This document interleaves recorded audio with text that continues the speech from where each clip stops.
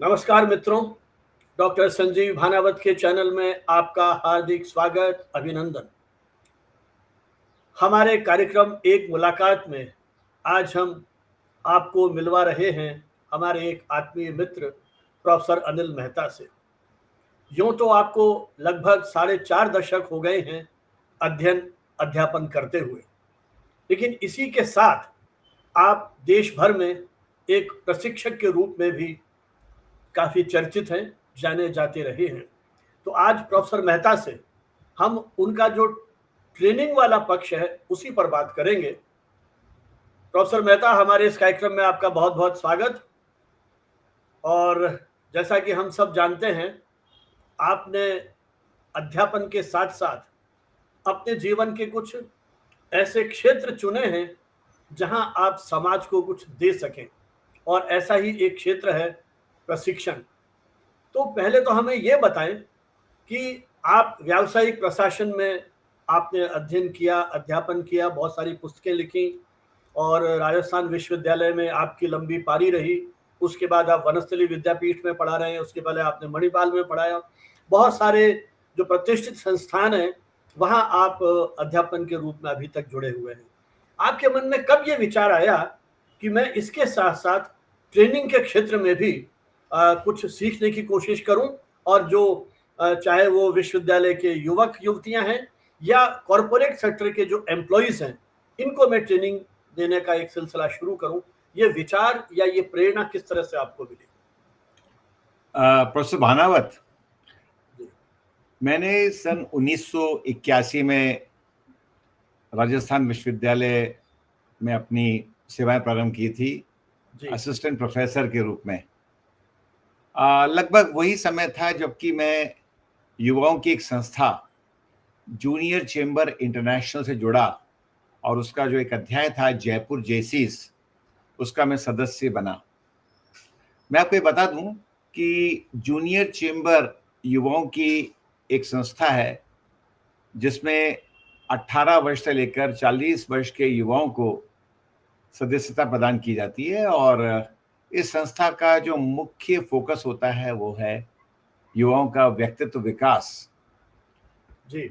Junior chamber के इस आंदोलन में, मैं उसको आंदोलन इसलिए कह रहा हूं क्योंकि 80 के दशक में यह संस्था बहुत लोकप्रिय युवाओं में थी और आज भी यह बहुत अच्छा काम कर रही है। लेकिन जब मैंने 80 के दशक में ये संस्था ज्वाइन की थी तब युवाओं में अलग ही उत्साह और उमंग होता था। मुझे याद है अनिल जी, जब ये जेसी आंदोलन की आप बात कर रहे हैं, इसका एक यूथ विंग भी शायद हुआ करता था उस समय। और जब हम पढ़ते थे, यदि मुझे सही याद है कि शायद स्कूल या कॉलेज की बात होगी, तो उनके यूथ विंग की ओर से जो डिबेट्स वगैरह होती थी उसमें हमें सहभागिता करने का मौका मिला। बिल्कुल बिल्कुल आपने बिल्कुल सही कहा कि ट्रेनिंग के क्षेत्र में तो जेसी आंदोलन की अपनी एक विशिष्ट भूमिका है। जी। और आप स्वयं भी उस संस्थान से कुछ वर्षों तक जुड़े रहे बाद में। मुझे अच्छे से स्मरण है 80 के दशक में ही, लेट 80s में आप स्वयं भी उस संस्था से जुड़े रहे, क्योंकि आप प्रारंभ से ही आप एक बहुत अच्छे डिबेटर रहे हैं और आपकी अभिरुचि भी इस क्षेत्र में काफ़ी थी। तो मैं आपसे ये बात कर रहा था कि जब मैंने संस्था ज्वाइन की तो उस समय युवाओं के लिए प्रशिक्षण कार्यक्रम आयोजित होते थे उनके व्यक्तिगत विकास के लिए। कुछ कार्यक्रम बड़े लोकप्रिय थे उस समय, जैसे कि effective public speaking, time management, human relations, team building आदि। मैं आपको स्पष्ट कर दूं कि उस वक्त तक मैं कोई बहुत अच्छा वक्ता नहीं था। जब मैंने कुछ प्रोग्राम अटेंड किए जेसीस के, तो ये प्रोग्राम 1 दिन से लेकर 3 से 4 दिन तक चला करते थे। तो कुछ प्रशिक्षक जो उस समय जूनियर चेंबर के थे, इन हाउस ट्रेनिंग होती थी क्योंकि हमारे जेसीस ने ही प्रशिक्षकों को तैयार करने का एक अभियान प्रारंभ किया था और राष्ट्रीय और अंतर्राष्ट्रीय स्तर के प्रशिक्षक जूनियर चेंबर ने दिए थे। कुछ प्रशिक्षण जयपुर अध्याय में भी उस समय आए और प्रशिक्षण कार्यक्रमों का उन्होंने आयोजन किया। मुझे प्रशिक्षण कार्यक्रम न केवल बहुत रोचक लगे, लेकिन साथ ही साथ मुझे लगा कि ये कार्यक्रम निश्चित तौर पर हमें अभिप्रेरणा तो देते ही हैं, लेकिन खास तौर से सॉफ्ट स्किल्स के क्षेत्र में हमें बहुत कुछ सिखाते भी हैं। मुझे भी यह एक तरह का महसूस मुझे होने लगा कि क्यों नहीं मैं भी इस संस्थान के माध्यम से एक प्रशिक्षक बनूं और लोगों को ट्रेनिंग दूं। अनिल जी, कोई ऐसा प्रशिक्षक आपको याद आ रहा है उस समय जिससे आप बहुत अधिक प्रभावित हुए हो? कोई नाम है? उस समय के बहुत सारे, अब तो लगभग 4 दशक हो गए, बहुत सारे प्रशिक्षक उस समय हुआ करते थे और उसमें हमारे यहाँ से एक रत्नेश कश्यप एक बहुत अच्छे ट्रेनर थे उस ज़माने के, जी। जो कि उस समय जयपुर में ही रिको में कार्यरत थे, अच्छे पद पर थे। एक बहुत अच्छे प्रशिक्षक वो हुआ करते थे। एक और प्रशिक्षक जो आज हम लोगों के बीच में नहीं है, सतीश भार्गव, जो कि यहाँ पर एक जो इंडस्ट्री है नेशनल इंजीनियरिंग इंडस्ट्रीज, उसमें वो प्रोडक्शन मैनेजर के रूप में कार्य कर रहे थे। वो मुझे बड़ा उन्होंने अपील किया उस समय। और उसके अलावा कुछ और अच्छे प्रशिक्षक जो हमारे राज्य स्तर के प्रशिक्षक थे, उन्होंने भी उस समय ट्रेनिंग शुरू की और उन्हीं प्रशिक्षण कार्यक्रमों के दौरान न केवल जेसीस के ट्रेनर, लेकिन उसके बाहर भी जाकर कुछ ट्रेनर्स ने हमारे यहाँ ट्रेनिंग देना शुरू किया। और उसमें से एक जो बहुत लोकप्रिय नाम आज भी है और बहुत अच्छे यूट्यूबर हैं, प्रोफेसर रमेश के अरोड़ा, वो भी कार्यक्रम में हमारे यहाँ प्रशिक्षण के लिए आए। और सच पूछें तो प्रोफेसर रमेश अरोड़ा एक ऐसी शख्सियत उस जमाने में हुआ करती थी जो कि उस समय भी बहुत लोकप्रिय थी। और उन्होंने जो कुछ प्रोग्राम्स किए, खास तौर से टाइम मैनेजमेंट के और पब्लिक स्पीकिंग के, मुझे बहुत ही अपीलिंग करे। और हालांकि मैं उस समय तक मुझे बहुत अधिक इन विषयों की जानकारी नहीं थी। मुझे न केवल कंटेंट मिला, लेकिन कंटेंट के साथ साथ मुझे एक बहुत जबरदस्त मोटिवेशन मिला कि मुझे भी ऐसे कार्यक्रम करने चाहिए। तो शायद वो प्रोफेसर मुझे रमेश लगता है अरोड़ा के प्रोग्राम में भाग लेना मेरे लिए एक माइलस्टोन था। और नहीं, उसके बाद मैंने अपने आप को एक प्रशिक्षक के रूप में अपने आप को एक ड्रीम के रूप में देखना शुरू किया कि मैं भी एक ख्याति प्राप्त प्रशिक्षक बनूं। तो ये लेकिन थी अनिल मेरी जी, आरंभिक आपने यात्रा। अरोड़ा साहब की बात की, वो जी, उस समय लोकप्रिय नहीं थे, आज भी उतने ही लोकप्रिय हैं। आज भी उतने ही लोकप्रिय हैं, तो मुझे बिल्कुल। लग रहा है कि एक बहुत जब अच्छे इतिहास लिखा प्रशिक्षकों जाएगा, में से आज भी हैं। शिक्षण का इतिहास लिखा जाएगा, तो एक अरोड़ा युग अपन उसको कह सकते हैं, जिस तरह से उन्होंने निश्चित तौर पर विभिन्न क्षेत्रों में आज भी काम हमारी किया। प्रेरणा के स्रोत और हमारे बिल्कुल, रोल मॉडल ट्रेनिंग के फील्ड में वही है। जी। तो आप अनिल जी, जैसा आपने बताया कि शुरू में बहुत सामान्य विषय लेकिन बड़े उपयोगी, जैसे आपने इफेक्टिव लीडरशिप की बात कही, टाइम मैनेजमेंट की बात की, ये ऐसे विषय हैं जो जीवन में हर एक के लिए उपयोगी हैं। जी, तो आपने इस तरह के कुछ ऐसे सार्वजनिक महत्व के विषयों पे चर्चा और संवाद शुरू किया, जी। और आप तो, मुझे लगता है उस समय जो एकेडमिक इंस्टीट्यूशन है वहां आप जाते रहे। हुँ। धीरे धीरे जब आपकी एक इसमें रुचि बढ़ी और आपका कार्यक्षेत्र बढ़ा, तो आपने किस तरह के संस्थाओं में जाके ट्रेनिंग की, अपनी एक वो जो आपका एक अभिरुचि थी, या जो जिसे कहते थे जुनून था, तो हुँ। आपको अपने इस लगभग 4-5 दशक के कार्यकाल में किस तरह की संस्थाओं में जाने का मौका मिला? प्रशिक्षण के क्षेत्र में मैंने जो शुरुआत की थी वो लगभग 90s के प्रारंभिक वर्षों में ही मेरी शुरुआत हो चुकी थी। मुझे एक बड़ा एडवांटेज मिला राजस्थान विश्वविद्यालय में कार्य करने का, कि क्योंकि मैं शिक्षक था और यह भी एक मेरे लिए एक अच्छा संयोग था, क्योंकि जितने भी ये क्षेत्र आपने इनकी बात की, चाहे वो लीडरशिप हो, स्ट्रेस मैनेजमेंट हो, टाइम मैनेजमेंट हो, ये विषय कहीं न कहीं व्यावसायिक प्रशासन विषय के भी महत्वपूर्ण भाग थे। और हमारा एक सब्जेक्ट है ऑर्गेनाइजेशनल बिहेवियर, वहाँ जी, भी हम उनको पढ़ाया करते थे। लेकिन एक फ़र्क ये था कि जब हम विषय के रूप में अपने विद्यार्थियों को ये चैप्टर्स पढ़ाते थे तो थ्योरेटिकल ओरिएंटेशन ज़्यादा था। प्रशिक्षण कार्यक्रमों में लगातार भाग लेने के बाद और प्रशिक्षण के प्रति अभिप्रेरणा बनने के बाद मैंने कोशिश की कि इन्हीं विषयों की प्रैक्टिकल एप्लीकेशन क्या हो सकता है और किस प्रकार से प्रशिक्षण के रूप में इन विषयों को लोगों को समझाया जाए और प्रशिक्षण दिया जाए। तो मैंने उन विषयों को मोल्ड करना शुरू किया। आपने पूछा कि किन संस्थाओं में आपने प्रशिक्षण दिया? मैं बता दूं कि प्रारंभिक दौर में जब ये प्रोग्राम शुरू हुए थे तो हमारा जो क्षेत्र था वो विशेष तौर पर हमारी स्वयं की संस्था जूनियर चेंबर ही थी।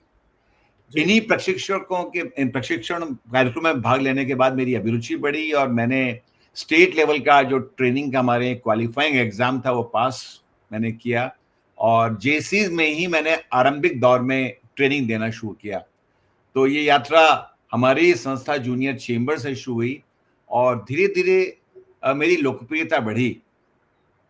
जो प्रतिभागी प्रशिक्षण कार्यक्रमों में आते थे उनमें से कुछ लोगों की अपनी इंडस्ट्रीज थी और उस समय बड़ा जोश था मुझे और मेरे प्रोग्राम्स की काफ़ी सराहना की गई, बहुत अच्छा फीडबैक मिला और उसका प्रभाव ये हुआ कि मेरे बारे में लोगों को जानकारी होना शुरू किया और धीरे-धीरे जेसी से अलग हटकर मैंने इंडस्ट्रीज में प्रोग्राम देना शुरू किया।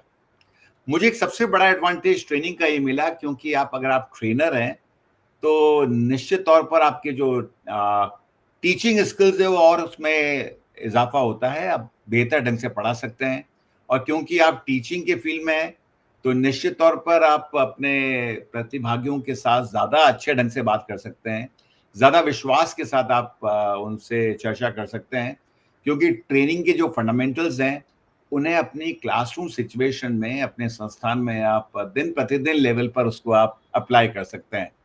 तो एक बहुत ही बढ़िया संयोग बना कि मैं एक टीचर तो था ही, साथ में मुझे ट्रेनर बनने का भी मौका मिला। तो प्रारंभ में जैसे मैंने बताया जेसीज, उसके बाद इंडस्ट्रीज और उसके बाद जो अलग-अलग जो संस्थान थे, शैक्षणिक संस्थानों में बहुत प्रोग्राम्स मैंने किए। उसके बाद जो गवर्नमेंट लेवल के ऑर्गेनाइजेशंस थे, आज लगभग सभी बड़े जो गवर्नमेंट के डिपार्टमेंट्स हैं, उनके अपने सबके ट्रेनिंग इंस्टीट्यूट्स हैं। तो जो लोकप्रियता बढ़ती गई, मुझे मौके मिलते गए और बहुत बड़ी संख्या में मैंने इन संस्थानों में भी अपने प्रशिक्षण कार्यक्रम और सत्र लेना प्रारंभ किया। तो जेसी से ऊपर उठकर मैंने फिर एजुकेशन इंस्टीट्यूशन, स्कूल्स में, कॉलेजेस में, अलग-अलग विश्वविद्यालयों में, गवर्नमेंट ऑर्गेनाइजेशन में और बहुत सारी इंडस्ट्रीज में, सर्विस सेक्टर ऑर्गेनाइजेशन में बहुत सारे प्रोग्राम्स किए। अच्छा अनिल जी, आपका बहुत वैविध्य है, जो इंस्टीट्यूशंस आपने जहाँ ट्रेन किया वहाँ एम्प्लॉइज़ को और वहाँ के जो काम कर रहे हैं उन लोगों को। आपने ऐसे कितनी तरह के प्रोग्राम्स तैयार कर रखे हैं? मतलब मेन थ्रस्ट एरिया क्या है, जहाँ आप मूल रूप से ट्रेनिंग देते हैं? जैसे आपने 2-3-4 देखिए बताया, स्ट्रेस मैनेजमेंट जी। की बात है, टाइम हुँ, मैनेजमेंट की है, हुँ, हुँ, हुँ, इफेक्टिव लीडरशिप है। लेकिन हुँ, चूँकि आपका एरिया बहुत व्यापक है, हुँ, हुँ। आपने सर्विस इंडस्ट्रीज़ में भी काम किया, आपने इंडस्ट्रीज़ में किया, शैक्षणिक संस्थानों में किया, यूथ ऑर्गेनाइजेशन में किया। तो उन सबको ध्यान में रखते हुए आपने किस तरह के अपने जो मूल आपका थ्रस्ट एरिया है, टारगेट एरिया है, वो किस तरह का है? देखिए, मैंने जब अपना ट्रेनिंग करियर शुरू किया था, तो पहले मैंने इस बात को देखा कि रिक्वायरमेंट क्या है जी। और मैंने कुछ एरियाज़ आइडेंटिफ़ाइड किए। उसके बाद मुझे लगा जैसे मैंने स्कूल्स और कॉलेजेस के लिए प्रोग्राम किए, तो युवाओं की रिक्वायरमेंट क्या है? जैसे उनकी ख़ास तौर से युवाओं के लिए जो प्रोग्राम हम करते हैं, वो उनके व्यक्तित्व विकास से संबंधित होते हैं। जब मैं गवर्नमेंट सेक्टर में गया तो मुझे लगा कि यहाँ जो रिक्वायरमेंट है वो शायद उनके एडमिनिस्ट्रेटिव स्किल्स की है। तो मैंने कुछ प्रोग्राम्स ऐसे डेवलप किए जो कि प्रशासनिक कौशलता को बढ़ाने के लिए थे। जब मैंने इंडस्ट्री के क्षेत्र में प्रवेश किया तो वहाँ मुझे ये लगा कि खास तौर से मैनेजमेंट लेबर रिलेशंस किस प्रकार से बेहतर बन सकते हैं, कार्य संस्कृति बेहतर कैसे हो सकती है, एम्प्लॉयज और वर्कर्स की क्या प्रॉब्लम है, तो उनसे संबंधित मैंने अपने प्रोग्राम्स डेवलप करना शुरू किया। और इसके अलावा मुझे लगा कि अगर मैंने कुछ प्रोग्राम्स वुमेन ऑर्गेनाइजेशंस के लिए किए, तो खास तौर से जो ऐसे विषय थे जिनका संबंध खास तौर से महिलाओं से थे, तो मैंने पहले से ऐसे प्रोग्राम्स डेवलप करना शुरू किया। हुँ, क्योंकि ट्रेनिंग के क्षेत्र में मुझे एक तरह का जुनून सा था, तो जब भी रिक्वायरमेंट आती थी कि आपको ये ट्रेनिंग प्रोग्राम करना है, सच्चाई ये थी कि कुछ विषय मेरे डेवलप नहीं थे। उस केस में मैं कुछ समय लेता था और उस संस्थान की रिक्वायरमेंट को देखकर मैं ट्रेनिंग मॉड्यूल डेवलप करता था। कई बार ऐसा भी होता है कि जो ट्रेनिंग प्रोग्राम्स हैं उनके विषय लगभग एक से हैं। लेकिन क्योंकि पार्टिसिपेंट्स अलग-अलग होते हैं, विद्यार्थियों के लिए, प्रशासकों के लिए, एम्प्लॉइज़ या वर्कर्स के लिए, महिलाओं के लिए अलग-अलग सेगमेंट हैं। विषय मान लीजिए लीडरशिप का है, तो नेचुरली, या टाइम मैनेजमेंट है, तो आप एक सा मॉड्यूल हर जगह डिलीवर नहीं कर सकते। ट्रेनिंग एक ऐसा फील्ड है जहां अक्सर ये गलती की जाती है कि आपने एक बार एक मॉड्यूल डेवलप कर दिया तो उसको आप हर जगह डिलीवर कर रहे हैं। यदि ऐसा है तो आप ट्रेनर के रूप में पूर्णतः असफल हो जाएंगे, क्योंकि रिक्वायरमेंट ही नहीं है। इनफैक्ट जब हम प्रशिक्षण की बात करते हैं तो प्रशिक्षण हमेशा ट्रेनी सेंटर्ड होनी चाहिए, ना कि ट्रेनर सेंटर्ड। मैं इस बात का आज भी विशेष रूप से ध्यान रखता हूं कि जिस संस्थान में मैं ट्रेनिंग देने जा रहा हूं उसकी रिक्वायरमेंट क्या है। मैं आयोजकों से अक्सर पूछ लेता हूं पहले से कि भाई आपकी रिक्वायरमेंट क्या है, उसके अकॉर्डिंग अपने ट्रेनिंग मॉड्यूल में आवश्यक बदलाव ला। जहां तक सवाल ट्रेनिंग प्रोग्राम्स के नंबर्स का है, जो आपका मूल प्रश्न है, मैं बता दूं कि आज मैंने कम से कम 25 से अधिक ऐसे ट्रेनिंग प्रोग्राम्स डेवलप कर रखे हैं जो कि 1 घंटे से लेकर 1 दिन या चंद दिन चल सकते हैं। लेकिन ये मैं साथ में आपको बिल्कुल स्पष्ट कर दूं कि ये ट्रेनिंग मॉड्यूल मैंने डेवलप तो कर दिए, लेकिन उसके बाद भी जब मैं किसी भी संस्थान में आज भी ट्रेनिंग प्रोग्राम के लिए जाता हूं तो सबसे पहले मैं ये देखता हूं कि मैं इस ट्रेनिंग मॉड्यूल में प्रतिभागियों की रिक्वायरमेंट को देखते हुए क्या मुझे संशोधन करने हैं, क्या आवश्यकता है, उसके अनुसार मैं उसमें आवश्यक बदलाव लाता हूं। तो संख्या अच्छा, काफी बड़ी है, ये लेकिन जो हर आपकी प्रोग्राम हमेशा मैं अलग ढंग से करने की अरे जी, कोशिश। ये जो आपकी ट्रेनिंग की प्रक्रिया है, जी। तो आपका क्या मेथोडोलॉजी क्या रहती है? इंटरेक्टिव रहता है, कुछ एग्जांपल्स देते हैं, मतलब किस तरह से, या कोई एक ऐसा मॉडल है जिसको आप फॉलो करते हैं? देखिए, ट्रेनिंग एक ऐसा फील्ड है जहाँ की पहली बात तो स्पष्ट कर दूं कि ये विश्वविद्यालय या कॉलेज या स्कूल में जो हम पढ़ाते हैं क्लासेस में लेक्चर मेथड आमतौर पर हम इस्तेमाल करते हैं, उससे बिल्कुल अलग है। पहली बात तो यह है कि ट्रेनिंग प्रोग्राम्स में जब तक ट्रेनिंग सेशन आपके इंटरैक्टिव नहीं होंगे, जब तक कि प्रतिभागियों को आप इन्वॉल्व नहीं करेंगे, कोई भी ट्रेनिंग प्रोग्राम सफल नहीं हो सकता। हालांकि लेक्चर मेथड तो एक बेस होता है, हम उसको उसकी इम्पोर्टेंस को कम नहीं कर सकते, लेकिन लेक्चर के साथ साथ हमें देखना होता है कि जो आप कंटेंट डिलीवर कर रहे हैं उस कंटेंट के अकॉर्डिंग हम और ट्रेनिंग एड्स कौन सी इस्तेमाल कर सकते हैं। जैसे लेक्चर मेथड के साथ साथ हम ब्लैक बोर्ड या व्हाइट बोर्ड जैसी भी स्थिति होती है इस्तेमाल करते ही हैं, उसके साथ साथ पावर पॉइंट प्रेजेंटेशंस भी साथ में आजकल इस्तेमाल होते हैं इस डिजिटल वर्ल्ड में। लेकिन उसके अलावा हम लोग प्रतिभागियों के लिए कुछ क्वेश्चनर्स डेवलप करते हैं, कभी कभी प्रतिभागियों से हम कुछ एक्टिविटीज करवाते हैं, कभी कभी हम केस स्टडीज करवाते हैं, कभी कभी हम एक रोल मॉडल के रूप में या एक रोल प्ले के रूप में उनसे हम कुछ एक्टिविटीज करवाते हैं। कोशिश ये होती है कि प्रतिभागियों का भी इन्वॉल्वमेंट पूरा हो उसमें, और कभी भी प्रतिभागी न समझें कि उन्हें केवल केवल पढ़ाया जा रहा है या भाषण दिया जा रहा है। तो लेक्चर के साथ साथ जैसा मैंने कहा कि अलग अलग प्रकार की ट्रेनिंग एड्स यूज की जाती है। जैसा हम सब जानते हैं कि व्यक्ति डिफरेंट सेंसेस से सीखता है। हम देखते हैं, हम छूते हैं, हम किसी चीज को महसूस करते हैं, हम सुनते हैं, तो अलग अलग सेंसेस हैं। ट्रेनिंग का ध्येय यही होना चाहिए कि आपके ट्रेनिंग सेशन के बाद लोगों को अधिक से अधिक लर्निंग हो। केवल सुनने से कुछ नहीं होगा जब तक कि पार्टिसिपेंट्स खुद उस एक्टिविटी में इन्वॉल्व ना हो या खुद उस चीज का अभ्यास ना करें या पार्टिसिपेंट्स उस चीज को होता हुआ ना देखें। तो according to the training module या प्रोग्राम हम ये कोशिश करते हैं कि जितने अधिक सेंसेस को हम टच कर सकें पार्टिसिपेंट्स को, उतना ही अच्छा है, ताकि अधिक से अधिक लर्निंग। अच्छा अनिल जी, जैसा आपने कहा कि आप बहुत सारे मतलब जो इंस्टीट्यूशंस हैं, विभिन्न उनकी प्रकृति अलग अलग है, हाँ। और आप उनकी आवश्यकताओं के अनुरूप अपने कोर्सेज को मोल्ड करते हैं। कोई ऐसा प्रसंग आपको ध्यान में आता है जहां आपको कोई बहुत बड़ी चुनौती मिली हो? क्योंकि आपने पुलिस में भी ट्रेनिंग दी है, तो एलआईसी वालों को भी ट्रेनिंग दी है, आपने यूनिवर्सिटी स्टूडेंट्स को भी ट्रेंड किया है, तो गवर्नमेंट एम्प्लॉयज को भी, या जो प्रशासनिक अधिकारी हैं उनको भी ट्रेंड किया है।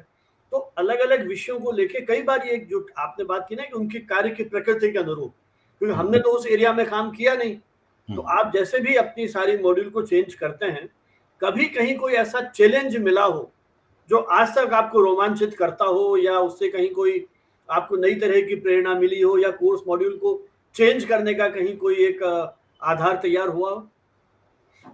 देखिए, ट्रेनिंग एक ऐसा एक्साइटिंग फील्ड है जिसमें कि चुनौतियां तो अक्सर आती रहती है। कभी कभी ऐसा भी होता है हम लोगों के साथ में कि खास तौर से गवर्नमेंट ऑर्गेनाइजेशंस में जाके पार्टिसिपेंट्स को नॉमिनेट किया जाता है और पार्टिसिपेंट्स की आने की बिल्कुल इच्छा नहीं होती उस प्रोग्राम में, क्योंकि मान लीजिए कोई प्रोग्राम जयपुर में किया जा रहा है और पार्टिसिपेंट्स मान लीजिए बाड़मेर में या डूंगरपुर में हैं। सबकी अपनी अपनी परिस्थितियां अलग अलग हैं, समस्याएं अलग अलग हैं, पार्टिसिपेंट्स नहीं आना चाहते, दे आर फोर्स पार्टिसिपेंट्स।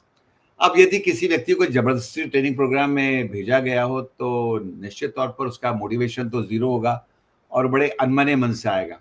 और अगर व्यक्ति कोई अनमने मन से ट्रेनिंग प्रोग्राम में आ रहा है तो फिर लर्निंग की तो बात हो नहीं सकती। ऐसा कई बार हमारे साथ होता है कि पार्टिसिपेंट बड़े अनमने मन से आते हैं। वो एक चैलेंज ये होता है कि अभी आ तो गए हैं, दे आर फोर्स पार्टिसिपेंट, लेकिन कैसे इनको इन्वॉल्व किया जाए।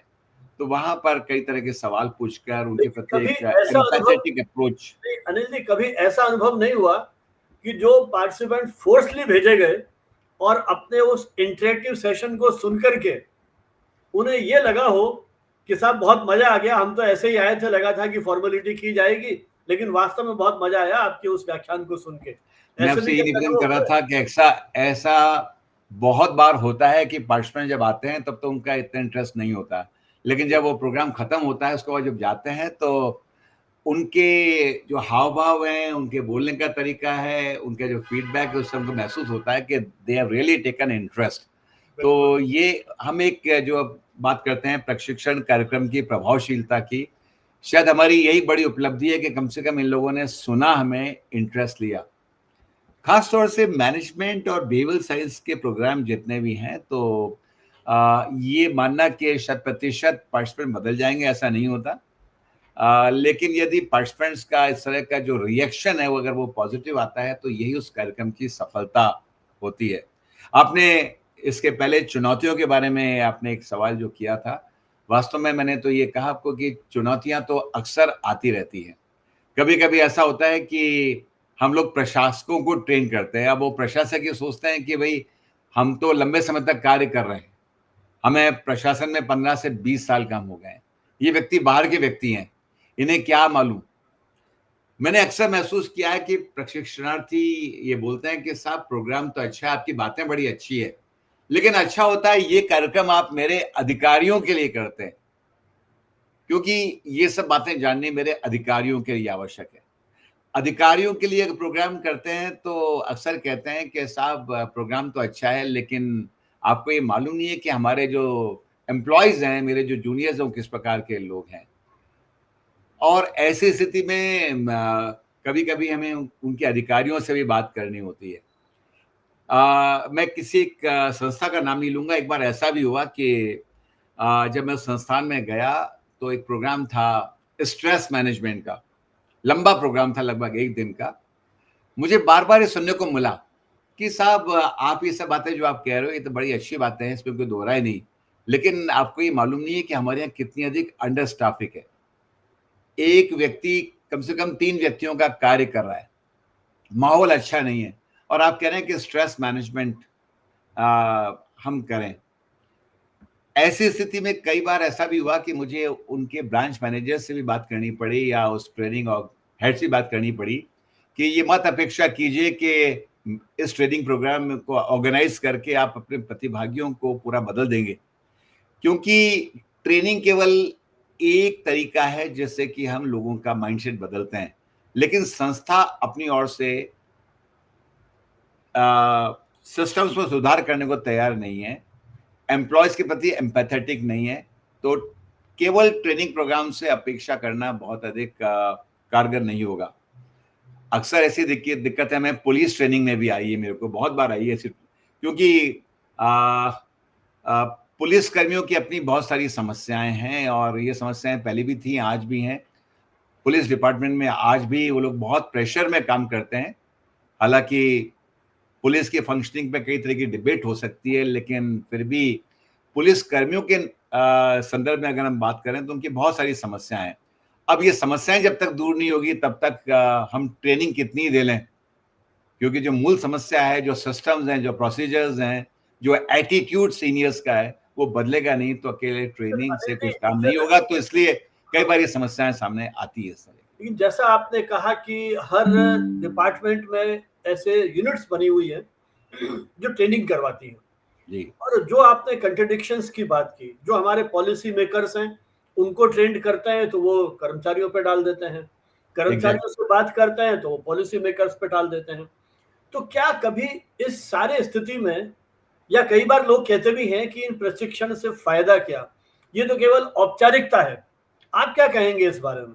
मतलब पैसा आया, हमने ट्रेनिंग दी, लोगों को नॉमिनेट किया, वो अनिच्छा से आए, कुछ सेशंस को एंजॉय किया, है ना? जरूरी नहीं है हर एक व्यक्ति अनिल मेहता हो, कई ऐसे भी व्याख्यान होते होंगे जिनमें वो बोरियत होती होगी या वो उनके मनोनुकूल नहीं होते हैं। तो ओवरऑल जो ये पूरी की प्रशिक्षण की प्रक्रिया है विभिन्न विभागों में, उसका क्या ये मात्र औपचारिकता है? इतना पैसा आया, ग्रांट्स आई, क्या उसकी सही दृष्टि से कहीं कोई लाभ हो रहा है, या केवल वो फीडबैक के नाम पे उन बॉक्स में टिक टिक टिक करते चले जाते हैं? क्या कहेंगे अपने इतने लंबे अनुभव के आधार पर? आपके इस प्रश्न में ही उत्तर भी कहीं ना कहीं छिपा हुआ है और ये शायद एक बहुत बड़ी एक वास्तविकता भी है। ट्रेनिंग ऑर्गेनाइजेशंस हैं, ट्रेनिंग कैलेंडर्स बनते हैं, लेकिन क्या कभी इस बात की आवश्यकता महसूस की गई कि माइन्यूटली हम डिपार्टमेंट्स की हम ट्रेनिंग नीड असेस करें? जिन लोगों को नॉमिनेट किया जा रहा है, क्या ट्रेनिंग उनके लिए वास्तव में रिक्वायर्ड भी है या नहीं? ट्रेनिंग करने के बाद ट्रेनीज को क्या वो माहौल मिलेगा जिसमें कि सिखाई गई चीज़ों को वो इम्प्लीमेंट कर सकेंगे? ट्रेनिंग अटेंड करने के बाद और क्या इस प्रकार की व्यवस्थाएं हैं कि उस ट्रेनिंग के लिए कुछ रिगरस व्यवस्था हो सर्टिफिकेशन के लिए? क्या इस बात को सुनिश्चित किया जाता है कि ट्रेनिंग प्रोग्राम करने के बाद उसकी इम्प्लीमेंटेशन में जो प्रशासन है वो पूरा सहयोग दे रहा है, नहीं दे रहा है? तो ये भी साथ में आवश्यक है। निश्चित तौर पर केंद्र तो ट्रेनिंग है, लेकिन मैंने जैसा पहले भी कहा कि ट्रेनिंग करने से कुछ नहीं होगा। जैसा हम कहते हैं अक्सर कि साहब ट्रेनिंग पर लंबा चौड़ा खर्च गवर्नमेंट करती है, ट्रेनिंग के लिए बजट होते हैं और कई बार ऐसा होता है कि मात्र औपचारिकता के लिए और क्योंकि बजट लैप्स हो रहा है हम प्रोग्राम कर लेंगे, तो ऐसे प्रोग्राम का कोई फायदा नहीं होगा। मुझे लगता है कि जब तक ट्रेनिंग की नीड असेसमेंट नहीं की जाए, जब तक कि हम ट्रेनिंग के लिए सही प्रशिक्षकों को ना बुलाएं, क्योंकि ट्रेनिंग एक ऐसा फील्ड है जिसमें कि कॉम्पिटेंस और मेरिट की, खास तौर से ट्रेनर्स की, कोई कंप्रोमाइज किया ही नहीं जा सकता। किसी को ओबलाइज करने के लिए आपने बुला लिया, किसी ने टाइम पास कर लिया तो सारी एक्सरसाइज डिफीट हो जाएगी। तो ये अक्सर देखने में आता है कि साहब ट्रेनिंग ऑर्गेनाइज हमारे यहाँ कर रहे हैं, एक कैलेंडर बना हुआ है, हमने 25 प्रोग्राम करा लिए, लेकिन जो आपने कहा बिल्कुल आपने सही कहा कि जब ट्रेनिंग नीड असेस नहीं हुई, जबकि ट्रेनिंग के लिए सही मेथड्स का इस्तेमाल नहीं किया गया, जब तक कि ट्रेनिंग का ठीक से इवैल्यूएशन नहीं हुआ और ट्रेनिंग इवैल्यूएशन के बाद भी यदि सही माहौल नहीं मिला, तो फिर ट्रेनिंग कराने का कोई औचित्य नहीं है। तो अनिल जी, आपका जो लगभग 3.5-4 दशक का जो अनुभव है, आपको क्या लगता है कि अभी तक हमारे जो विभिन्न ये डिपार्टमेंट्स हैं, उन्होंने इस प्रशिक्षण के बाद उसके मूल्यांकन की कोई ठोस व्यवस्था नहीं की, कि जो इतना खर्च किया गया है, ट्रेनर को बुलाया गया है, उसका क्या लाभ प्रशिक्षणार्थियों को पूरी तरह से मिला है या नहीं मिला है? ऐसी व्यवस्था कहीं है या नहीं है? क्या कहेंगे अपने अनुभव के आधार देखिए, पर? जब मैं कंपेयर करता हूँ गवर्नमेंट और प्राइवेट सेक्टर को, प्राइवेट सेक्टर इस बारे में ज़्यादा जागरूक है और ख़ास तौर से वहाँ पर एक कॉस्ट कटिंग की बात अक्सर होती है और they are very particular in many industries, जहाँ की वो बहुत सीरियसली उसको इवैल्यूएट भी करते हैं और उन ट्रेनिंग प्रोग्रामों को ही वो रिपीट करते हैं जहाँ की उनको लगता है कि पॉजिटिव रिजल्ट्स आ रहे हैं। लेकिन बहुत सारे बड़े संस्थान और सरकारी संस्थानों में मैं नहीं देखता कि इस प्रकार की कोई बहुत अच्छी व्यवस्थाएं हैं। हालांकि इवैल्यूएशन और फीडबैक के नाम पर कुछ प्रश्नावलियां भरवाई जाती है पार्टिसिपेंट्स से, लेकिन सच्चाई यह है कि जब तक संबंधित विभाग के विभागाध्यक्ष इस दिशा में जागरूक नहीं होंगे कि हमारे जो कर्मचारी और अधिकारी हैं वो इस प्रशिक्षण के बाद दक्षता और कुशलता प्राप्त कर सकें, हम उन्हें अच्छे अवसर दें। टॉप मैनेजमेंट का काम खाली ये नहीं है कि आपने पार्टिसिपेंट्स को नॉमिनेट कर दिया या बस ट्रेनिंग करवा ली। या एक मात्र औपचारिकता, एक मैंडेटरी रिक्वायरमेंट थी, पूरी कर ली। क्योंकि मुझे लगता है कि head of department of any institution should take keen interest right from designing of training program till implementation. साथ ही साथ प्रशासकों को भी प्रशिक्षण सत्र लेने चाहिए। मुझे लगता है कि लंबे प्रोग्राम्स में न केवल एक्सपर्ट्स हों, लेकिन ये जो ऑफिसर्स हैं, सीनियर ऑफिसर्स हैं, उन्हें भी अपने आप को प्रशिक्षण कार्यक्रमों में इन्वॉल्व करना चाहिए, ताकि उस प्रशिक्षण कार्यक्रम की एक तो सार्थकता भी हो और जो प्रैक्टिकल जो प्रॉब्लम्स हैं उनकी जानकारी भी हो सके। तो इस दिशा में बहुत कुछ किए जाने की आवश्यकता है। सच्चाई तो यह है कि यही कारण है कि ट्रेनिंग पर जो खर्च है वो इन्वेस्टमेंट ना होकर खाली एक्सपेंडिचर रह जाता है। इतना समय, इतना श्रम और इतने संसाधन ट्रेनिंग के नाम पे देश में खर्च किए जा रहे हैं। हर, जैसा आपने कहा कि ट्रेनिंग के यूनिट्स है या प्रशासक हैं या पॉलिसी मेकर्स वहां बैठे हुए हैं, मुझे लगता है कि उनकी कल्पनाशीलता पर भी निर्भर करता है ट्रेनिंग प्रोग्राम्स कितने सफल होंगे। क्या कभी उन डिपार्टमेंट्स ने या यूनिट्स ने अपने कर्मचारियों की आवश्यकता के अनुरूप ये ट्रेनिंग प्रोग्राम तैयार किए हैं, या ऊपर से आदेश आ गया या कोई कमेटी बनी, उन कमेटी की एक सर्कुलर कर दी गई रिपोर्ट और उसके आधार पर साहब हमको ये तो खर्च करना ही करना है, खर्च कर दिया।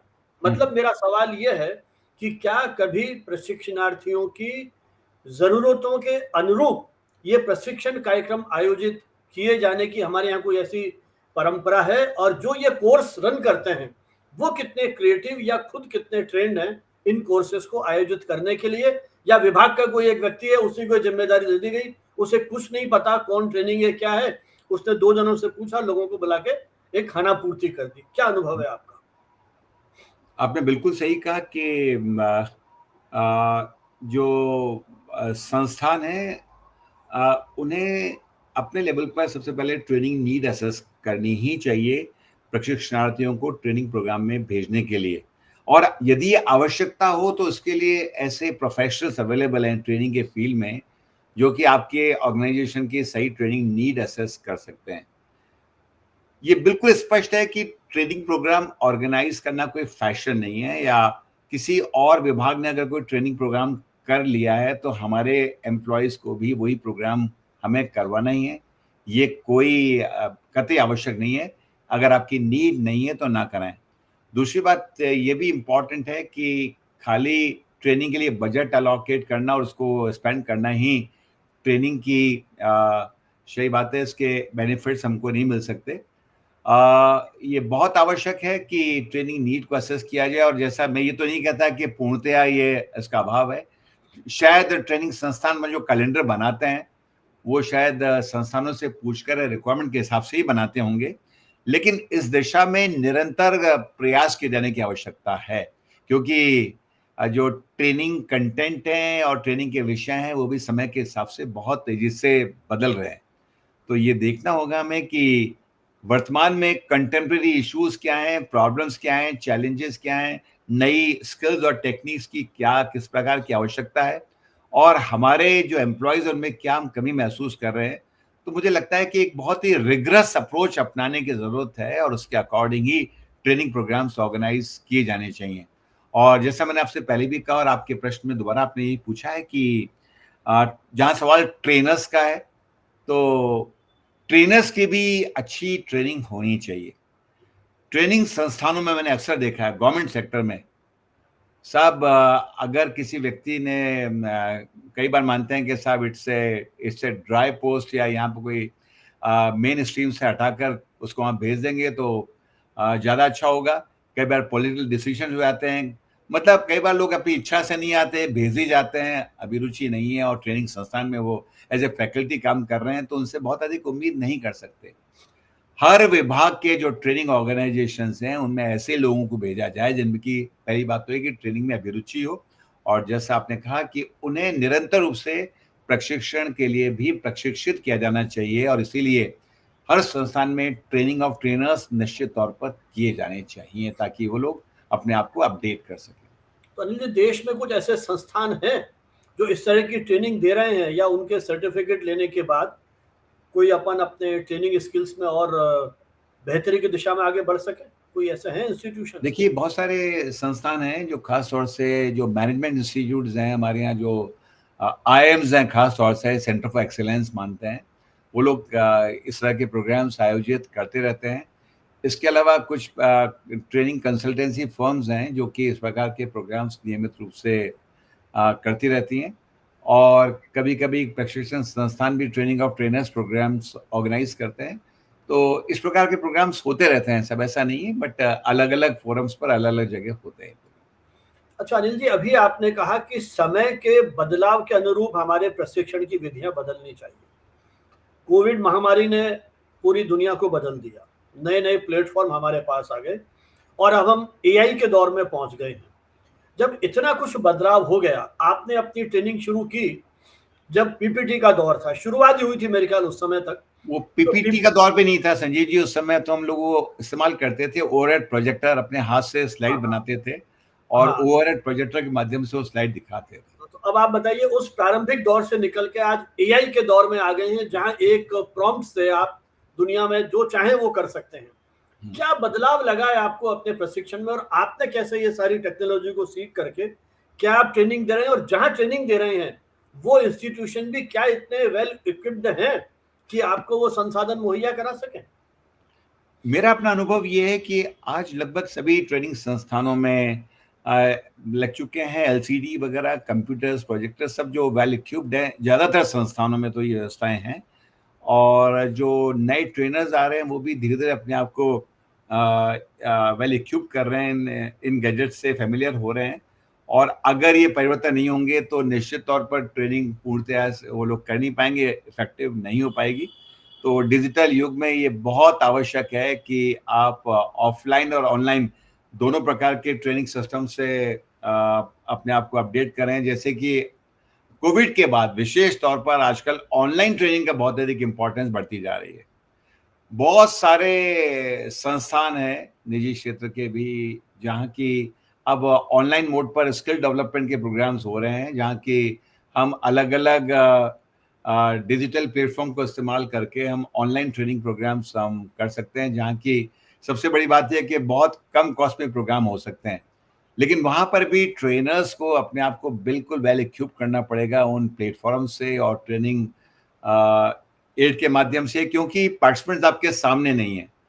उस डिजिटल प्लेटफ़ॉर्म के माध्यम से ही आपको अपने पार्टिसिपेंट्स को इन्वॉल्व करना है, और उसके लिए भी आजकल ये जो डिजिटल प्लेटफ़ॉर्म है उनसे आप माध्यम से आप तत्काल फीडबैक भी ले सकते हैं, पार्टिसिपेंट्स की प्रतिक्रियाएँ भी तुरंत आ सकती है, प्रश्न भी पूछे जा सकते हैं। लेकिन आवश्यकता इस बात की है कि जो अलग-अलग प्लेटफ़ॉर्म्स आप यूज़ कर रहे हैं, उनसे आप बहुत भली-भाँति वाकिफ़ हों। यहाँ तक कि आप डिजिटल प्लेटफ़ॉर्म पर ही आप व्हाइट बोर्ड का इस्तेमाल कर सकते हैं, आप लिख सकते हैं, आप पार्टिसिपेंट से सवाल कर सकते हैं, इंस्टेंट आप उनकी ओपिनियन ले सकते हैं।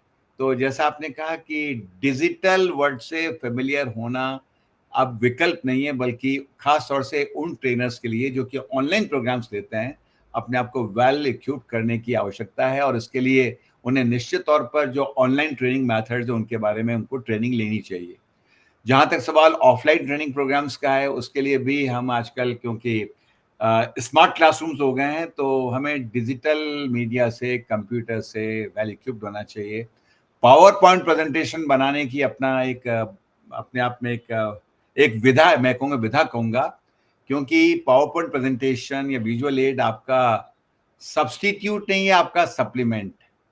और दूसरा कि किस प्रकार से एक ऐसी आकर्षक स्लाइड बनाई जाए, जिससे कि पार्टिसिपेंट्स को वो बड़ी कैची भी लगे, अट्रैक्टिव भी लगे, और आप उसको अच्छे से आप उसको प्रेज़ेंट कर सकें, ये बहुत आवश्यक है। और इसीलिए पावर पॉइंट प्रेज़ेंटेशन से, कंप्यूटर से और डिजिटल मेथड से आपको वेल इक्विप्ड होना ही होगा। एक बात मैं आपसे और कर दूँ, आपने मेरे से ट्रेनिंग ऑर्गेनाइज़ेशंस के बारे में पूछा था, और ये ख़ास तौर से आपने कहा था कि कौन से ऐसे संस्थान हैं जो आपको इस प्रकार की ऑनलाइन और ऑफ़लाइन ट्रेनिंग दे सकते हैं। तो एक जो महत्वपूर्ण संस्था इस दिशा में बहुत अच्छा कार्य कर रही है, वो है Indian society for training and development, ISTD, जो कि अगेन एक इंटरनेशनल ऑर्गेनाइज़ेशन है, और उसी के हमारे यहाँ एक विंग इंडिया में भी है। Indian society for training and development नई दिल्ली, और उसके बाद उसके जो चैप्टर्स हैं वो लगभग सभी शहरों में हैं, 30 से अधिक चैप्टर्स उसके हैं। तो ये लोग भी निरंतर रूप से ट्रेनिंग ऑफ ट्रेनर्स प्रोग्राम तो आयोजित करते ही हैं, लेकिन साथ ही साथ ऑनलाइन और ऑफलाइन ट्रेनिंग के लिए ये प्रशिक्षकों को ट्रेन भी करते हैं। इसके अलावा जो लोग ट्रेनिंग के क्षेत्र में अपना करियर बनाना चाहते हैं उनके लिए एक डिप्लोमा चलता है, diploma in training and development.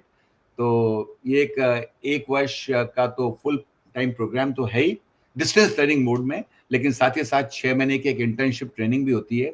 एक अच्छा कार्यक्रम है जिससे कि आपको ट्रेनिंग की विधाओं के बारे में बहुत अधिक जानकारी प्राप्त होती ये है। डिप्लोमा कौन रन कर रहा है, ये वाला कोई विश्वविद्यालय है इंडियन या? Society for training and development नई दिल्ली, तो जो ISTD। जो व्यक्ति ट्रेनर बनने के इच्छुक हैं, उस दिशा में जाना चाहते हैं, तो क्या मतलब इनके रेगुलर कोर्सेज हैं या ये वेबसाइट पे अनाउंस करते हैं? नहीं, इनका स्ट्रक्चर देखिए क्या है? रेगुलर कोर्स ऑर्गेनाइज करना संभव इसलिए नहीं है क्योंकि ये जो प्रोग्राम है या तो ये भावी ट्रेनर्स करते हैं और देश के अलग अलग भागों में लोग रह रहे हैं। दूसरी बात ये है कि जो HR प्रोफेशनल्स हैं जो कि अपने आप को ट्रेनर के रूप में अपने आप को डेवलप करना चाहते हैं, तो उनके लिए संभव नहीं है कि एक रेगुलर कोर्स करें। इसीलिए ISTD ने एक डिस्टेंस लर्निंग प्रोग्राम शुरू किया हुआ है जिसमें कि वो लोग अपने कोर्स मॉड्यूल भेजते हैं, वीकली उनके कंटेक्ट क्लासेस होती हैं। इसके अलावा एक प्रोजेक्ट होता है, इंटर्नशिप प्रोग्राम उनका होता है, और बाद में फाइनल एग्जामिनेशंस होते हैं। ये तो सेमेस्टर एग्जामिनेशंस हैं। तो एक कन्वीनियंस के लिए लोगों की ये प्रोग्राम चलाया जा रहा है और बड़ा प्रतिष्ठित कार्यक्रम है और इसका बड़ी वैल्यू है। Diploma in training and development के नाम से ये सरकार से किसी स्तर पर इसको मान्यता मिली हुई है या इंडस्ट्री में इसने अपनी विशेष देखिए, पहचान? इसने अपने लेवल पर इंडस्ट्री में अपनी एक पहचान बनाई हुई है। वैसे तो रजिस्टर्ड प्रोग्राम है, लेकिन क्योंकि ये विश्वविद्यालय का UGC का पार्ट नहीं है, तो इसलिए उस तरह का तो नहीं है, लेकिन कई निश्चित बार तौर पर ये कुछ बहुत ही कोर्सेज है, प्रतिष्ठित कार्यक्रम कई है। बार कुछ कोर्सेज हैं जिनको गवर्नमेंट रिकॉग्नाइज कर देती है, हाँ, जो हमारी एजुकेशन मिनिस्ट्री है या इस तरह के, तो कहीं उस तरह की मान्यता है इसको? नहीं। देखिए मैंने आपको पहले भी कहा कि इंडस्ट्री में इसकी बहुत अधिक पहचान बनी हुई है और एक ये रजिस्टर्ड प्रोग्राम इस रूप में है कि यहाँ तक कि गवर्नमेंट ऑर्गेनाइजेशंस में भी इसकी वाइडर एक्सेप्टेबिलिटी है। तो इसको इस प्रकार की कोई आवश्यकता उस तरह के रजिस्ट्रेशन की है नहीं, और ये उस तरह का भी कोर्स नहीं है कि आपको कोई करियर ओरिएंटेशन का। ये तो जो लोग ट्रेनिंग में अपनी अभिरुचि रखते हैं उनके लिए खास तौर से, और एग्जिस्टिंग प्रोफेशनल्स के लिए बहुत फायदेमंद। स्किल्स डेवलप करने के लिए एक तरह से है ये हाँ, वाला। और उसके अलावा ISTD के नियमित रूप से सेमिनार्स होते रहते हैं, वेबिनार्स होते हैं, इनके नेशनल कन्वेंशन होते हैं, इंटरनेशनल लेवल पे भी प्रोग्राम्स होते रहते हैं, जहाँ की ट्रेनिंग से जुड़े हुए जो भी लेटेस्ट जो भी डेवलपमेंट्स हैं, उनकी बहुत अधिक जानकारी दी जाती है। तो जो लोग भी इच्छुक हैं ट्रेनर बनने के लिए या ट्रेनिंग की फील्ड में क्या डेवलपमेंट हो रहे हैं, वो ISTD की वेबसाइट पर जाकर पूरे डिटेल्स इसके लिए प्राप्त कर सकते हैं। अनिल जी, आपने प्राइवेट सेक्टर के ट्रेनिंग की बात की और गवर्नमेंट सेक्टर के ट्रेनिंग की बात की। आप क्या आधारभूत फर्क देखते हैं दोनों स्तरों पर, निजी क्षेत्र में जो काम हो रहा है और सरकारी क्षेत्र में जो काम हो रहा है? जैसे मुझे कई देखिए, बार लगता है कि आप सरकार में जाएंगे तो हो सकता है वाईफाई नहीं है, वाईफाई है तो उसकी स्पीड कम है, आधुनिक टेक्नोलॉजी के जो भी संसाधन हैं वो पूरी तरह से नहीं हो, या इस तरह की कोई और आपका अनुभव रहा हो तो वो कुछ शेयर करें। देखिए आज के दौर में जिन जिन संस्थानों के अपने ट्रेनिंग संस्थान हैं, जहाँ जहाँ मुझे जाने का अवसर मिला, जैसे कि स्टेट लेवल ट्रेनिंग इंस्टीट्यूट हमारा यहाँ पर है, Harishchandra Mathur institute of public administration, Rajasthan police academy दूसरा ऑर्गेनाइजेशन है, Rajasthan institute of cooperative management है। कहने का मतलब है जहाँ जहाँ मैं जा रहा हूँ, अब मैं देख रहा हूँ कि लगभग सभी जो लेटेस्ट गैजेट्स हैं वो सब वहाँ पर अवेलेबल हैं। आजकल वाईफाई की दुविधा इसलिए नहीं क्योंकि इन्होंने हाई बैंडविड्थ वाले अपने कनेक्शंस ले रखे हैं, तो उस तरह की दिक्कत अब गवर्नमेंट सेक्टर में भी नहीं है कि साहब वहाँ कोई इक्विपमेंट नहीं है, आधारभूत संरचना का अभाव है। ये अवश्य हो सकता है कि मान लीजिए अगर ट्रेनिंग प्रोग्राम एक छोटी जगह ऑर्गेनाइज किए जा रहे हैं, ऑब्वियसली छोटी जगह की अपनी एक लिमिटेशंस हो सकती है।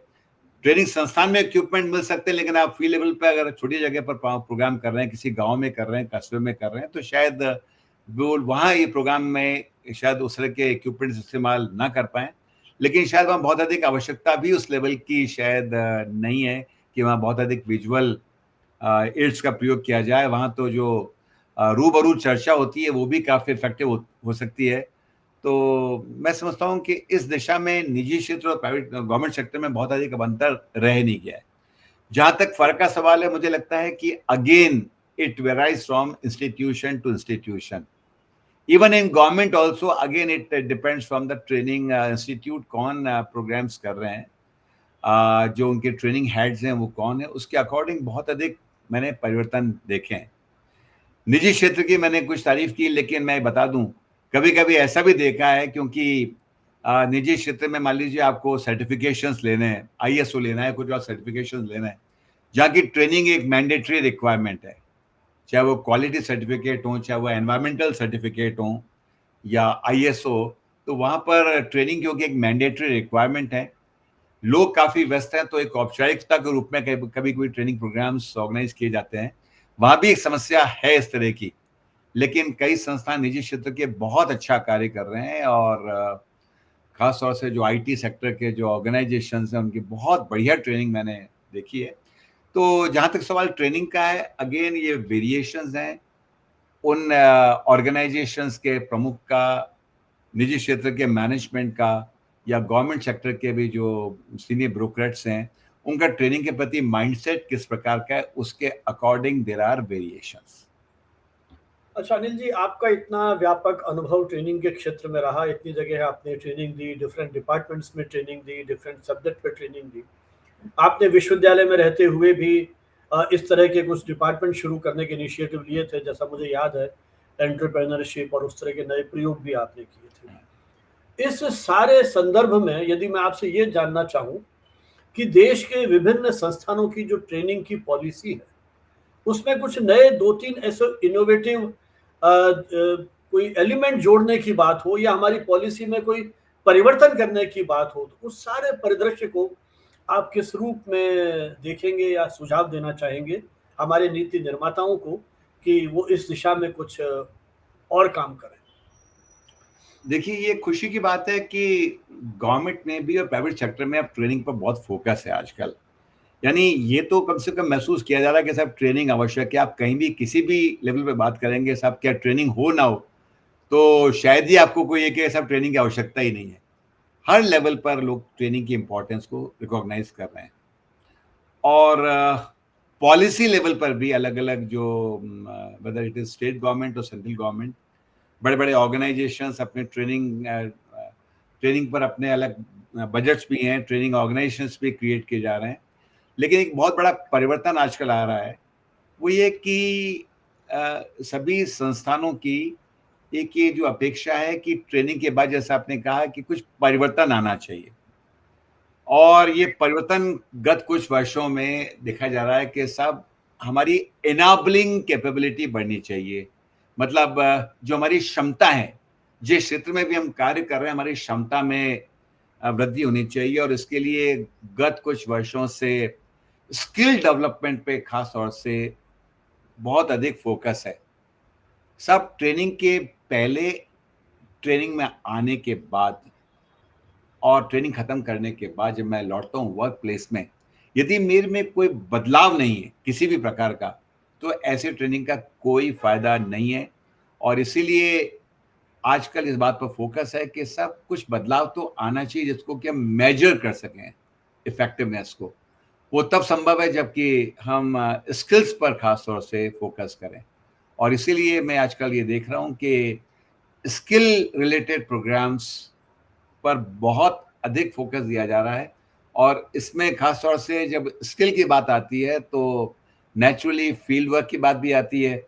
वो इक्विपमेंट जिसको हम बोलते हैं कि साहब बिल्कुल शॉप फ्लोर लेवल पर रेप्लिकेशन होता है, जिसको हम वेस्टिब्यूल ट्रेनिंग के नाम से संबोधित करते हैं। लोगों से काम भी करवाया जाता है और प्रैक्टिस करने का भी उन्हें पूरा मौका मिलता है। तो एक जो बड़ा परिवर्तन है वो ये कि गॉन आर द डेज के खाली training for the sake of training की जाए। पॉलिसी लेवल पर भी अब सभी जगह कुशलता की बात की जा रही है, तभी तो कुशल भारत और कौशल भारत की बात करते हैं, स्किलिंग इंडिया की बात कर रहे हैं। तो स्किल ओरिएंटेड ट्रेनिंग पर आजकल बहुत अधिक फोकस है हर लेवल पर। ट्रेनिंग का इतना प्रभाव बढ़ता जा रहा है और दुनिया जिस तेजी से बदल रही है, भविष्य में आपको इन प्रशिक्षण कार्यक्रमों में किस तरह के बदलाव की संभावनाएं दिखाई देती हैं? देखिए, जहाँ तक सवाल बदलावों की है, पहली बात तो मैंने आपसे ये निवेदन की कि एक तो स्किल बेस्ड प्रोग्राम्स ज़्यादा होंगे। दूसरी हम्म, बात ये है कि world has become a global village. जो चीज़ें दूसरे देशों में हो रही है, वो जानकारी हमें तत्काल प्राप्त हो जाती है। जिस तरह के प्रैक्टिसेज़ वहाँ हैं, वो हमारे यहाँ तुरंत आना शुरू हो जाती है। तो अब वो समय आ गया है जबकि हम अपने आप को अपडेट करते रहें कॉम्पिटिशन के लिए। और इसीलिए आजकल नए-नए तरह के जो कन्वेंशनल प्रोग्राम्स उनसे अलग हटकर आजकल बहुत तरह के प्रोग्राम आजकल होने लगे हैं। जो भी नए कांसेप्ट्स आ रहे हैं, कांसेप्ट बेस्ड प्रोग्राम्स आजकल, जैसे क्वालिटी मैनेजमेंट में बहुत सारे प्रोग्राम्स हम लोग आजकल नए-नए डेवलप कर रहे हैं। तो एक तो बदलते परिवेश के अनुसार हमें अपने ट्रेनिंग प्रोग्राम्स में आवश्यक बदलाव लाने ही होंगे। नए-नए विषयों पर हमें प्रोग्राम्स करने होंगे। जो प्रॉब्लम्स फेस कर रहे हैं, जो चैलेंजेस फेस कर रहे हैं सीनियर लेवल पर, या जो भी फील्ड लेवल में जो प्रॉब्लम्स आ रही है, उन प्रॉब्लम्स को कैसे दूर किया जाए, उसके लिए ट्रेनिंग प्रोग्राम्स डेवलप किए जा रहे हैं। और ऐसे प्रोग्राम चलने वाले भी हैं, क्योंकि नीड ऑफ द आवर है। मुझे कोई समस्या आ रही है और यदि उस समस्या का समाधान आप ट्रेनिंग प्रोग्राम्स के माध्यम से आप मुझे बता सकते हैं, तो डेफिनिटली मैं इंटरेस्ट लूँगा। तो यही इम्पोर्टेंट बात है कि कंटेम्परेरी इश्यूज़ जितने भी हैं, उन पर अब ट्रेनिंग पे बहुत अधिक फोकस है। तो आपने कुछ विदेश की ट्रेनिंग की बात भी छेड़ी थी अभी कि विदेशों में जो ट्रेनिंग हो रही है वो ग्लोबल पूरी दुनिया हो गई है। आपको मौका मिला अमेरिका जाने का, कुछ दूसरे देशों में जाने का, और आप इतना पढ़ते हैं, जर्नल्स पढ़ते हैं, बुक्स वगैरह पढ़ते हैं अपने आप को अपडेट करने के लिए। कुछ आइडिया आपको हमारे देश के ट्रेनिंग के स्तर में और जो डेवलप्ड कंट्रीज हैं विशेषकर उनकी ट्रेनिंग में क्या कोई बेसिक फ़र्क है या लगभग हम भी उसी के इक्वल आ चुके हैं? देखिए, हमारे यहाँ जो हम बात कर रहे थे शॉर्टकमिंग्स की ट्रेनिंग की फील्ड में, कि हमारे यहाँ ट्रेनिंग नीड असेस ठीक प्रकार से नहीं होती, ट्रेनिंग कंटेंट्स को हम अपडेट अपने आप को नहीं करते, और ख़ास तौर से कई बार हम ट्रेनर्स के लेवल पर भी हम कई बार कंप्रोमाइज़ कर जाते हैं। ट्रेनिंग एड्स का इस्तेमाल कई बार ठीक से नहीं होता, तो मुझे लगता है कि जो बहुत बड़ा फ़र्क है डेवलप्ड कंट्रीज़ में, they are very very particular about the training contents, selection of trainers और ट्रेनिंग इंफ्रास्ट्रक्चर, वो उनके यहाँ बहुत अच्छा है। और सबसे बड़ी बात ये है कि वही प्रकार से लोगों को काम करने का माहौल मिलता है। जब एक व्यक्ति ट्रेनिंग करके आ रहा है, तो निश्चित तौर पर मैनेजमेंट ये चाहेगा कि जो कुछ आप सीख के आए हैं, उससे आप किस प्रकार से संस्था को लाभान्वित कर सकते हैं। मुझे एक बहुत बहुत बड़ी कमी लगती है अपने यहाँ, कि मैंने एक एडवांस लेवल का प्रोग्राम किया और जब मैं वापस लौट के आता हूँ, तो मुझे वो अवसर ही नहीं है, वो माहौल नहीं है, या वो चीज़ हमारे यहाँ है ही नहीं कि मैं उस सीखी हुई चीज़ को ट्रांसलेट कर सकूँ। हुँ, हुँ। गवर्नमेंट सेक्टर में ख़ास तौर से मैंने ये देखा है, क्योंकि ट्रांसफर्स बहुत क्विक होते हैं, कई बार साल 2 साल। आपने किसी को विदेश भेजा या एडवांस प्रोग्राम के लिए आपने उसको आईआईएम भेजा, पता लगता है कि जब प्रोग्राम करके लौट के आया है, तो उस टेक्निकल प्रोग्राम को करने के तुरंत बाद में उसका ट्रांसफ़र कहीं और हो गया। इंडस्ट्री से एग्रीकल्चर में हो गया, एग्रीकल्चर से मान लीजिए आप माइनिंग में चले गए। अब आपने एडवांस ट्रेनिंग की और आपको उस ट्रेनिंग को कहीं आप जो आपने लर्निंग किया उसको यूज़ करने का मौका ही नहीं मिला, तो फिर इस प्रोग्राम का फ़ायदा क्या है?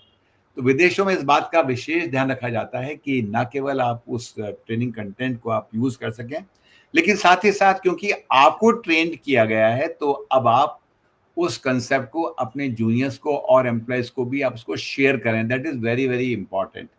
अपने आप को अपडेट भी करें और उसको शेयर करें और कहीं न कहीं फ़ायदा पहुँचाएँ।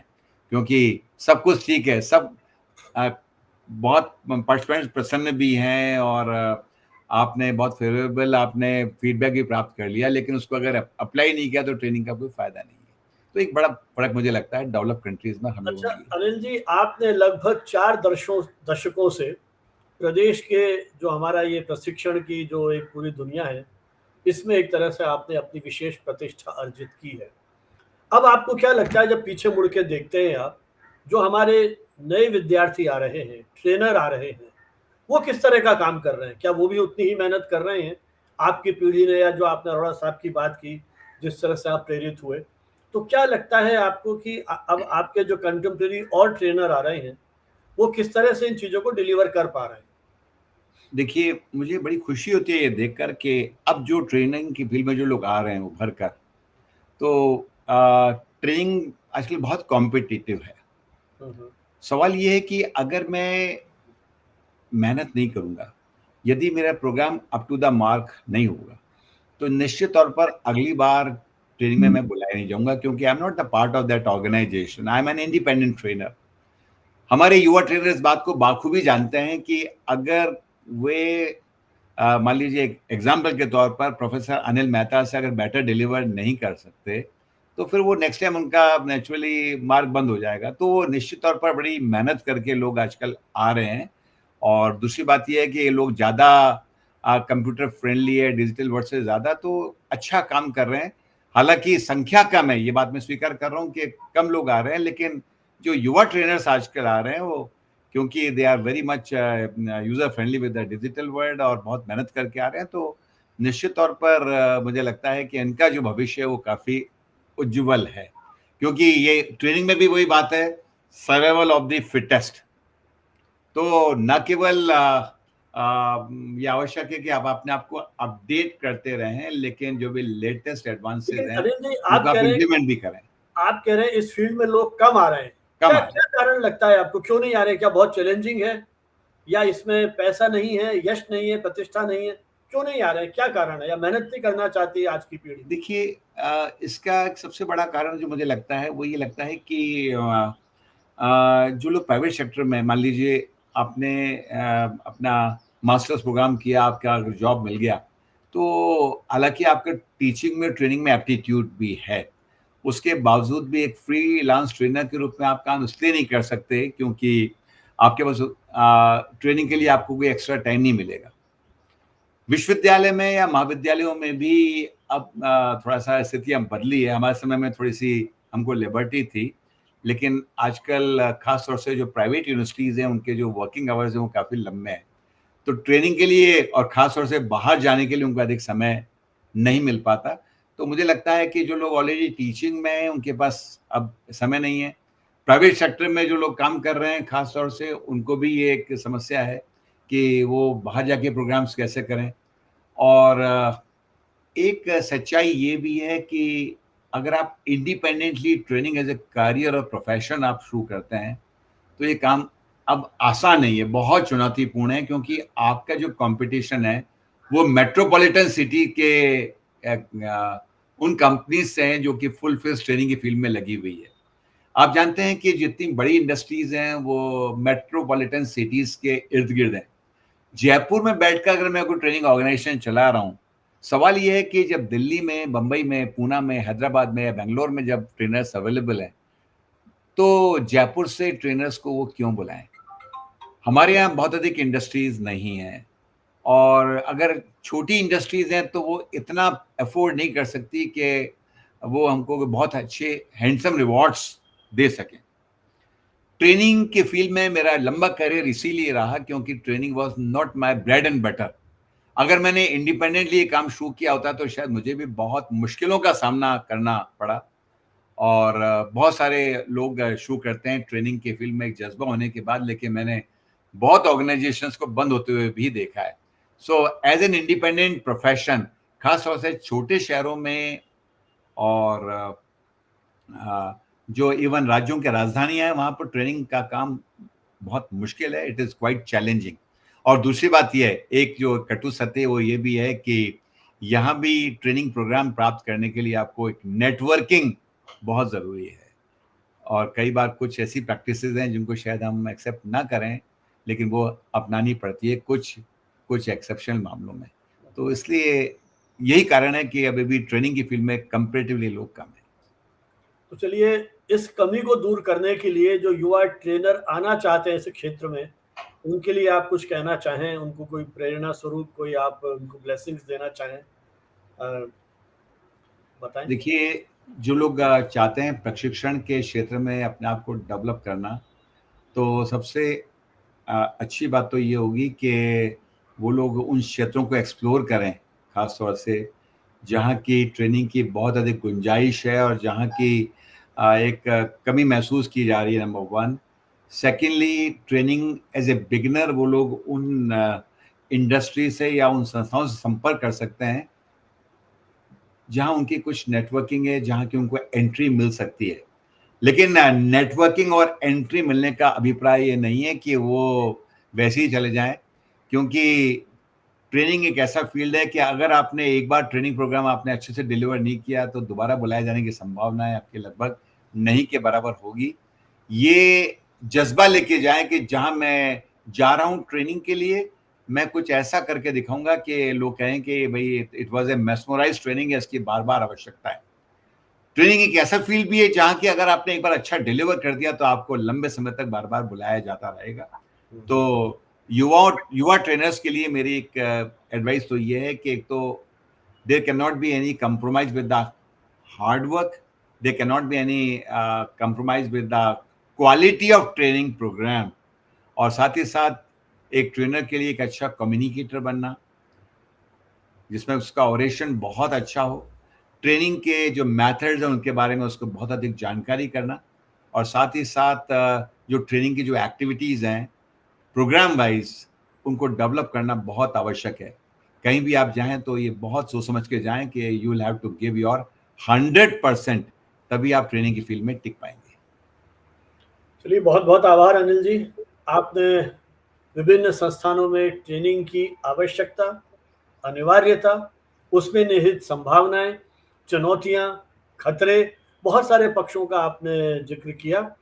तो उम्मीद करते हैं कि जो युवा मित्र हमारे इस कार्यक्रम को सुन रहे हैं, अब वो भी इस क्षेत्र में जाने के लिए कोशिश करेंगे, अपनी तैयारी करेंगे, क्योंकि ये एक ऐसा क्षेत्र है जहां आप समाज के विभिन्न वर्गों से मिलते हैं, उनसे संवाद करते हैं, उनको बहुत कुछ सिखाते हैं, तो खुद भी बहुत कुछ सीखते हैं। आपकी अपनी नेटवर्किंग होती है जो आपको एक कहीं न कहीं अपरिमित संतोष की अनुभूति कराएगी। चलिए, बहुत बहुत आभार अनिल जी।